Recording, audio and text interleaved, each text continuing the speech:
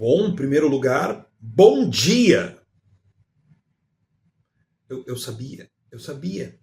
Era só eu não ir, era só eu ficar fora que não ia ter bom. Tudo bem, eu vou cobrar isso aí. Vou cobrar isso aí na próxima. Enfim, antes de mais nada, gente, peço desculpas para vocês pela minha ausência. Hoje eu tenho que fazer uns exames, que eles são meio irremarcáveis, então eles têm que ser hoje.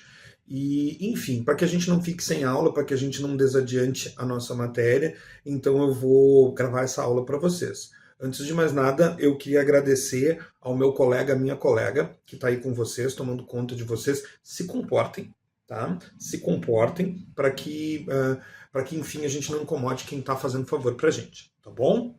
Enfim, queridos e queridas, na nossa última aula, na quarta-feira, quando eu estive aí conversando com vocês, a gente estava falando sobre o governo constitucional de Getúlio Vargas. Mais precisamente, o que eu disse para vocês? Durante o período do governo constitucional, Getúlio Vargas teve os seus poderes diminuídos, né? Como eu disse para vocês, no governo provisório ele era polvo, né? Ele tinha braços longos, ele podia fazer muitos movimentos. No governo constitucional ele se torna tiranossauro, né? Ele tem leis, constituição, ele tem um monte de coisa que o limitam, né? Só que o contexto que a gente vivia ali nos anos de 1930 é um contexto no mundo inteiro de crescimento do autoritarismo. E esse crescimento do autoritarismo no mundo também se reflete aqui no Brasil, onde extrema-direita e extrema-esquerda faziam as suas campanhas. Na quarta-feira, eu te falei sobre a AIB, eu te falei sobre o integralismo, eu te falei sobre o Plínio Salgado. Eu te disse que o integralismo era uma versão brasileira do fascismo, né, que tinha aquele ultranacionalismo exacerbado, aquela ideia da ditadura de partido único, aquela ideia do grande líder, na figura do Plínio Salgado, que macaqueava aquelas coisas do fascismo e do nazismo, né, enfim. Eu te falei sobre a AIB. Hoje eu vou te falar um pouco sobre a ANL. A ANL, gente, Aliança Nacional Libertadora. A Aliança Nacional Libertadora, ela tinha uma forte influência do Partido Comunista Brasileiro. O Partido Comunista, então, organizou esse grupo, a Aliança Nacional Libertadora, para ser um grupo mais amplo. Capitão, se o Partido Comunista já era o Partido Comunista, por que ele precisou organizar um... Eu não entendi. A questão, meus amores, é que o Partido Comunista era ilegal. Desde que ele foi fundado, em 1922, ele não podia existir, não podia funcionar. Então, ele cria a ANL justamente para ele poder ter um caráter legal, para ele poder funcionar. Então, ele funcionava disfarçado de ANL. A ANL era o Partido Comunista e tinha a ideia de ser uma frente mais ampla. A inspiração deles era lá do pessoal da Espanha. Se vocês lembrarem, em 36, as esquerdas espanholas formaram uma grande frente, ganharam a eleição. Depois perderam a guerra, mas ganharam a eleição, né, gente? E a ideia da ANL era fazer algo parecido, né, dentro de um viés de esquerda, formar um grupo muito grande com todo mundo que fosse contra o fascismo. Aqui no Brasil, o fascismo tinha as cores do integralismo, né, gente? Bom, a partir daí, a ANL vai ter como presidente de honra e como grande personagem Luiz Carlos Prestes. E aí é o seguinte, né, gente? Se tu não viu ainda os vídeos que eu coloquei sobre tenentismo e coluna Prestes lá no EBAula, tem que ver, porque tu já perdeu a primeira parte da biografia do Prestes. Agora a gente tem a segunda. O Prestes, quando termina a coluna, o Prestes da coluna, gente, capitão de cavalaria, ele é do movimento tenentista, tá? O Prestes não é comunista em 1927, quando termina a coluna. É aí que ele começa a se tornar comunista, lá em 27. Depois de ter marchado pelo Brasil inteiro, ele está exilado na Bolívia, e aí ele vai conhecer pessoas que vão dizer, cara, olha só, tu tá pensando sobre pobreza, sobre desigualdade, quem sabe tu lê esse livro, quem sabe tu conhece esse autor, né? E aí o Prestes se torna comunista. Tanto se torna comunista que, por isso, ele decide não participar da Revolução de 30. Ele vai dizer para o Vargas que a Revolução de 30 não era dele, porque quando ele fizesse a Revolução, seria a Revolução do Proletariado. O Vargas diz, tá bom, de boas, não guardo rancores, guardo nomes. Enfim, Getúlio Vargas, né, gente? E o Prestes, então, a partir dali, ele só se radicalizou. Capitão, se radicalizou quanto? Meu amor, ele foi morar na União Soviética. Esse nível de radicalização. Então o Prestes, um radical comunista, morando na União Soviética, ele é o presidente de honra, tanto da ANL quanto do PCB. Mas assim, morando fora, é que esse tipo de cargo, né, gente, ele é indicado pela própria União Soviética, né? Não é uma questão muito democrática isso dentro do comunismo. Não dizer, o que a gente chama de eleição democrática, eles vão chamar de capricho burguês, né? Então vem essa indicação de cima. O Prestes, ele é uma figura muito carismática. O povo brasileiro, desde o tempo da coluna, gosta dele. Por isso que se usa a figura dele como nos cartazes. Por isso que ele aparece, né, gente? A ideia da ANL era uma grande mobilização popular para um movimento de esquerda. Então a gente tem uma extrema-direita A e B e uma extrema-esquerda ANL e nenhum deles quer distribuir flores, né, gente? Então, assim, o viés democrático não está em alta nesse momento no Brasil. O que o Vargas faz? O Vargas vai perdendo importância, até porque tiranossauro, né, gente? Ele não tem muito como se mexer. E a partir daí, o que ele faz? Ele espera. E ele é muito bom nisso. Se tem uma coisa que o Vargas é bom, é em não se precipitar. É esperar o outro fazer a merda primeiro. E aí ele toma conta. E vai ser o que ele fez aqui. Alguma coisa vai acontecer. E o que aconteceu? O movimento que ficou conhecido como a Intentona Comunista de 1935. Se vocês forem ao dicionário, meus queridos, intentona significa uma tentativa afobada, apressada, precipitada. E foi exatamente isso que aconteceu em 1935. O Luiz Carlos Prestes, que está lá na União Soviética, ele convenceu os soviéticos de que era a hora e o momento de fazer a Revolução Comunista no Brasil. E ele tinha uma moral tão grande com os soviéticos que os caras acreditaram nele. Os caras acreditaram nele e disseram, tá bom, vamos fazer então. Vamos fazer, vamos reunir aí as pessoas. E a União Soviética botou agentes infiltrados, botou dinheiro, botou planejamento. O Brasil virou meio que prioridade da União Soviética ali por 1935. Pra vocês verem a moral que o Prestes tinha, né? A cereja do bolo seria o próprio Prestes, que estava fora do Brasil desde 1927. Ele voltaria ao Brasil para puxar essa revolução. Então, assim, a União Soviética começa esse planejamento, a União Soviética embarca nesse planejamento e a partir daí as coisas começam a acontecer. O que exatamente começa a acontecer? A gente tem muita gente do mundo inteiro treinado pela União Soviética, a soldo da União Soviética, vindo para o Brasil para começar a comprar armas, a fazer os contatos, a organizar a gente para fazer a Revolução Comunista no Brasil. Mas, capitão, isso não é... Gente, isso é tudo documentado, isso é tudo fato, isso aconteceu. O que aconteceu a partir daí? Um desses agentes, ele era um agente duplo. Ele era um agente soviético e britânico. E o que ele fez? Assim que ele teve oportunidade, ele deu o serviço para o governo brasileiro. Olha, tem um povo aqui fazendo isso, isso e isso, eles pretendem isso aí, e entre eles Luiz Carlos Prestes. O Vargas vai dizer, excelente, achei o cara que eu queria. E como é que o governo vai agir a partir daí? O governo, tendo a informação, poderia fazer uma operação rápida e discreta e pegar todo mundo. Seria muito efetivo isso. Mas não cumpriria os objetivos do Vargas. Em que sentido eu digo isso? O Vargas precisava carnavalizar a coisa. Então o que ele vai fazer? Antes da ação, ele vai vazar para a imprensa. Sai no jornal. Conspiração para golpe comunista no Brasil. E bom, é verdade. Agentes do comunismo internacional no Brasil. E bom, é verdade. Ouro de Moscou financia terroristas no Brasil. Tirando a parte do terrorismo, que não teve nenhum terrorismo, é verdade. Tudo foi para capa de jornal. E o que o Prestes vai fazer? O Prestes, que estava disfarçado já no Rio de Janeiro, esperando a hora que ele ia ter as melhores condições para poder tomar a frente do movimento, o Prestes ele tem duas escolhas. Nessa hora, ele pode fugir, e ainda dá tempo dele fugir, se fosse o caso. Ou então, ele retruca, né? E foi o que ele decidiu fazer.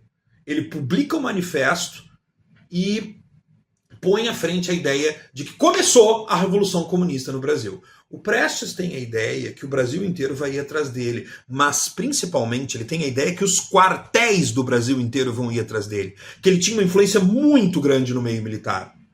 Só que ele não tinha.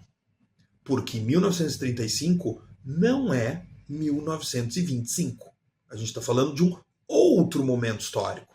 A gente está falando de uma outra condição.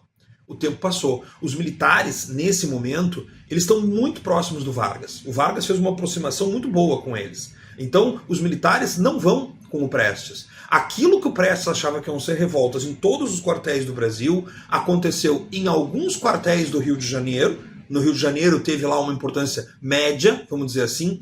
E o lugar em que a coisa realmente aconteceu foi em Natal, no Rio Grande do Norte. Em Natal, os quartéis se revoltaram, teve adesão dos sindicatos. Aconteceu em Natal o que o Prestes esperava que pudesse acontecer no Brasil inteiro. Só que foi só em Natal. E Natal não tem essa influência toda. O que aconteceu? O movimento foi facilmente debelado e o Vargas vai poder usar esse movimento como desculpa para, nossa, se soltar de vez. Então, assim, se o Vargas estava tiranossauro, esperem agora o Vargas polvo maluco. Esperem agora ele todo solto. Como é que ele faz? Bom, ele decreta um estado de sítio. No estado de sítio, direitos e garantias podem estar suspensos em nome da emergência. Tem uma emergência? Tem um golpe de Estado acontecendo no Brasil. E tem mesmo. Não é mentira, ele esperou de fato a coisa acontecer e a coisa aconteceu. Então, ele vai instalar no Brasil uma histeria anticomunista. Ele fecha a Aliança Nacional Libertadora, ele se escora nos integralistas, porque os integralistas estão fazendo bagunça, e bagunça para ele nesse momento é tudo que ele precisa. Ele não quer apagar o incêndio, ele quer jogar mais gasolina no incêndio.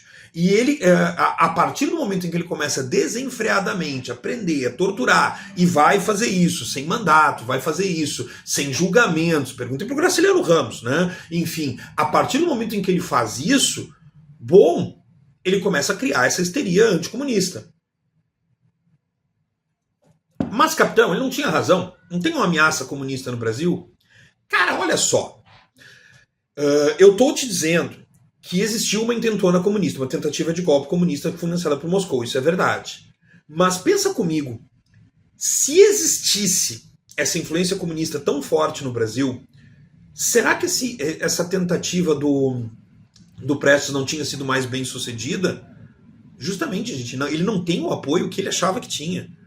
A ameaça comunista no Brasil, uma ameaçinha, ela não é significativa. Mas o Vargas, não! O perigo comunista. Tem comunistas em todos os lugares, comunistas debaixo da cama, comunistas atrás dos armários, comunistas por todos os lugares. Ali, comunista, atrás de você! Enfim, tem comunistas por todos os lados. Ele cria esse clima porque ele está plantando. Porque mais adiante ele vai colher. Como assim? Bom, quando chega 37, gente, o mandato do Vargas está acabando. E ele não pode ser candidato à reeleição. Já existem candidatos para as próximas eleições. José Américo de Almeida, o Armando Salles de Oliveira, o próprio Plínio Salgado do integralismo está grandão. O Vargas, como a própria charge mostra, gente, ele não está muito afim de sair do Palácio do Catete. Ali na charge vocês têm o Vargas colocando umas cascas de banana na frente do catete para ninguém chegar perto, para quem chegar, escorregar e cair. E o que ele faz? Às vésperas da eleição, em 37, ele divulga o Plano Cohen. O que é o Plano Cohen, gente? O Plano Cohen, ele é um plano de golpe comunista. Ah, viu? De novo! Comunistas! De novo! O Plano Cohen, ele é um plano falso de golpe comunista. Porque ele não foi feito pelos comunistas. Ele foi feito pelos integralistas. E ninguém contou pro Vargas. Mas o Vargas estava junto, gente. O Vargas sabia que o plano era falso. Peraí, por que os integralistas fariam um plano comunista? Isso não faz o menor sentido. Não faz? A não ser que fosse para ser pego. E é isso que o Vargas vai fazer. Olha só, tá aqui esse plano comunista. Não dá pra gente confiar na democracia. Democracia não funciona. Democracia é superestimada. Democracia não dá. E para evitar, então, que os malditos comunistas me tirem do meu lugar, eu mesmo me tiro do meu próprio lugar e no meu lugar eu me coloco a mim mesmo. É o golpe do Estado Novo, gente. Getúlio Vargas deu um golpe em si mesmo. Capitão, pode? Meu amor, vamos de novo. Se pudesse, não era golpe. Só é golpe porque não pode. Né? Não, claro que não pode, mas ele fez mesmo assim. Mas como é que ele conseguiu? Ele tinha apoio, ele plantou, gente. As pessoas vão dizer, puxa, é mesmo, malditos comunistas já tentaram uma vez, vão tentar outra vez. As pessoas apoiam, as pessoas acham, ainda bem, que o velho Getúlio vai nos salvar. Tem início, então, o Estado Novo. O Estado Novo, gente, os últimos 8 anos da era Vargas, é o período que a gente pode chamar com todas as letras de a ditadura de Getúlio Vargas. Né? Por que ditadura? Olha, tem um monte de motivos, mas assim, durante 8 anos, Getúlio Vargas governou sem Congresso Nacional, sem um deputado ou um senador, o Congresso esteve fechado durante os 8 anos, e sem uma eleição sequer, não se elegeu um síndico no Brasil nesse período, não tem eleição. Então é 8 anos sem nenhuma eleição e sem Congresso Nacional.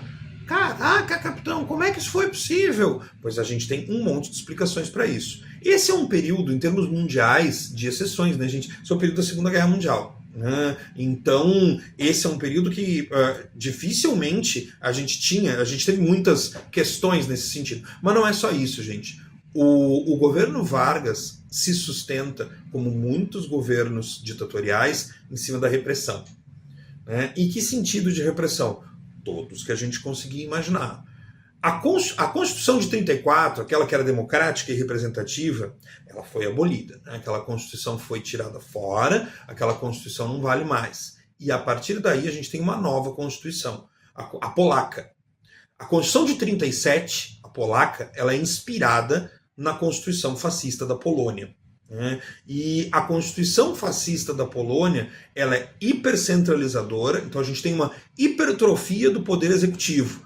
O que isso quer dizer? Bom, quando tu vai na academia fazer hipertrofia, tu quer fazer o quê?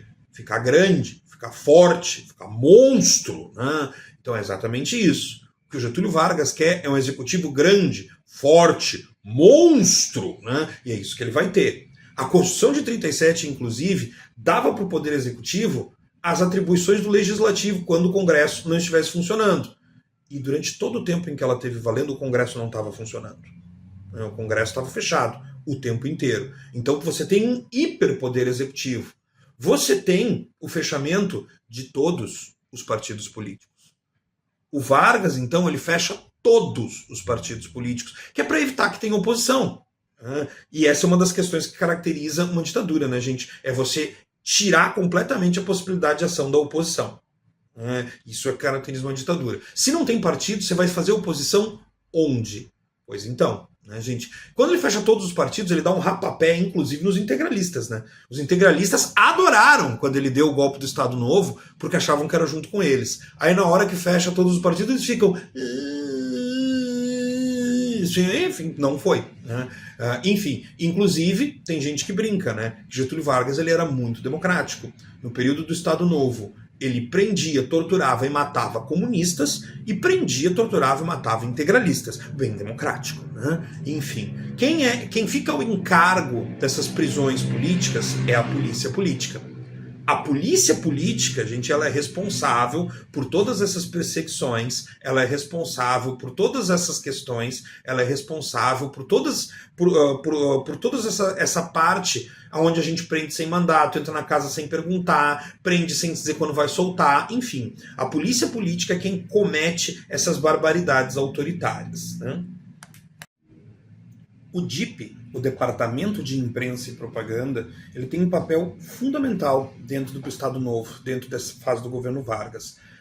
Na década de 30, a propaganda ela se torna muito importante para todos os governos, porque é a década em que a gente tem a ascensão dos meios de comunicação de massa. Não é que propaganda não importasse antes, né, gente? Mas agora existe o cinema, agora existe o rádio, agora existe essa forma de se comunicar e isso vai ser bastante importante. E o DIP é que vai tomar conta disso. A primeira função do DIP é censura. E censura se faz de várias maneiras. Né? Censura é o governo determinar o que pode e principalmente o que não pode ser dito. Quem não pode falar, que assuntos não podem ser falados, isso vira determinado pelo governo.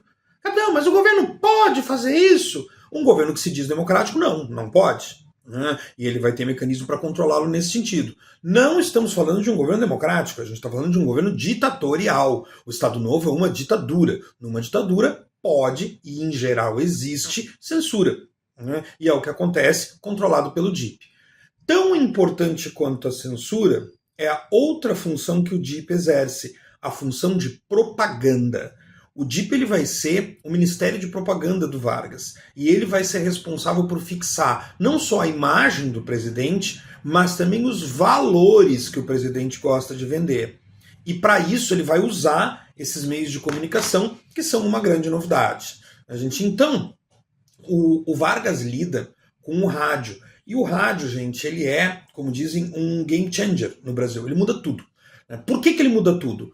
Porque pela primeira vez existe um meio de comunicação que conversa com o Brasil inteiro ao mesmo tempo. Você transmite do Rio de Janeiro e você é escutado no Chuí, você é escutado em Goiás, você é escutado em Maceió, você é escutado em Curitiba, ao mesmo tempo. O rádio é o primeiro veículo de comunicação que tem essa capacidade. Não existia isso antes na história do Brasil. Tanto que a gente só diz que existe música brasileira a partir da década de 1930. Antes disso, a gente tem músicas brasileiras no plural, né? Porque é a partir de 1930 que a gente passa a ter a mesma música sendo escutada ao mesmo tempo em todos os lugares do país. O rádio é muito importante, né? E não por acaso a primeira música nacionalizada é o samba, né? Que era a música do Rio de Janeiro. O samba existia no Rio de Janeiro e vai se tornar música nacional. Por quê? Porque as rádios estão no Rio de Janeiro. E aí elas transmitem do Rio de Janeiro. Mas, capitão, eles podiam transmitir outras músicas. Não, gente, eles não podiam. Não existe playback em 1937. Se existe uma música tocando no rádio, é porque lá na rádio tem um músico tocando ao vivo, cantando. Os rádios tinham teatros, eles tinham plateia. E em função disso é que a gente vai ter esse domínio cultural do Rio de Janeiro. Meus gatos estão querendo participar, tô falando de música, eles estão cantando, né? Sim, Branquinho, sim. Enfim. Mas, então, como eu estava dizendo, a música do Rio de Janeiro ela se torna música nacional, e para o Getúlio isso é algo bem interessante, porque o Getúlio tem um projeto nacional, e para esse projeto, cultura faz parte. E de cultura faz parte música, né? Então o Getúlio ele vai aprovar essa ideia de samba como música nacional, porque para ele é interessante que tenha uma música nacional, né? Claro, o DIP vai tratar de domesticar o samba, né? Então a gente vai ter, saindo do samba certos personagens, o malandro carioca, que era o grande protagonista do samba. O malandro é o cara que não gosta de trabalhar, o cara que tem várias famílias, que dá golpe em todo mundo, que tira todo mundo pro otário. Esse não pode aparecer, porque o Estado Novo ele é um estado de ordem. Você não pode ter o contraventor. Então ele vai ter que ser disciplinado. A gente vai ver isso nas letras das músicas, né? A gente tem diversas canções em que aparece essa disciplinaridade, né? Talvez a mais notória seja Com Que Roupa, né, do Noel Rosa, em que ele fala literalmente sobre mudar de vida, né? Agora vou mudar minha conduta, eu vou à luta, eu vou ter que me aprumar. Mesmo eu sendo um cabra trapaceiro, já não tenho mais nem pra gastar. É os aplausos que eu tô esperando. Nossa, como vocês são espontâneos, né? Mas enfim, né, gente, muito obrigado.